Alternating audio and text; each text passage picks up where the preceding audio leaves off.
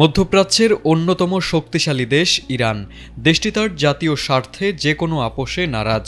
এবার ভারতের বিরুদ্ধে কঠোর পদক্ষেপ নিল ইরান। ভারতীয় নাগরিকদের জন্য ভিসামুক্ত প্রবেশ সুবিধা স্থগিত করেছে তেহরান।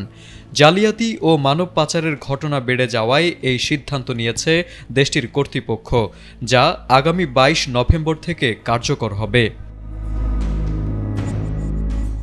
সোমবার ইরানের ভারতীয় দূতাবাসের জারি করা ভ্রমণ পরামর্শে বলা হয়েছে, কিছু ভারতীয় নাগরিককে ভিসামুক্ত সুবিধার সুযোগ দেখিয়ে ইরানে যেতে প্রলুব্ধ করা হচ্ছিল।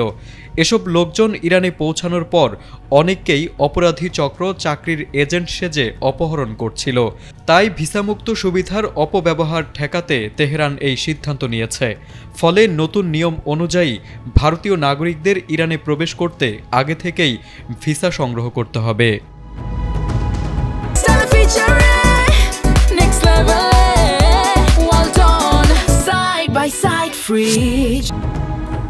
2024 সালের ফেব্রুয়ারি মাসে ইরান কয়েকটি দেশের নাগরিকদের জন্য ভিসামুক্ত প্রবেশের সুযোগ দেয়। এসব দেশের মধ্যে ভারতও ছিল। ফলে ভারতীয় নাগরিকরা 6 মাসে একবার সর্বোচ্চ 15 দিনের জন্য ইরানে ভ্রমণ করতে পারতেন। তবে সম্প্রতি মানব পাচার এবং অপহরণের ঘটনা বেড়ে যাওয়ার কারণে ইরান এই সুবিধাটি স্থগিত করার সিদ্ধান্ত নিয়েছে।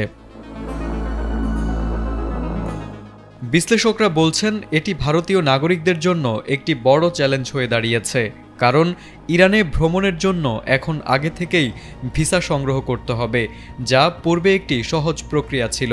এই নতুন সিদ্ধান্তের ফলে ভারত ও ইরানের সম্পর্ক কিছুটা উত্তপ্ত হতে পারে বলেও মনে করছেন বিশ্লেষকরা।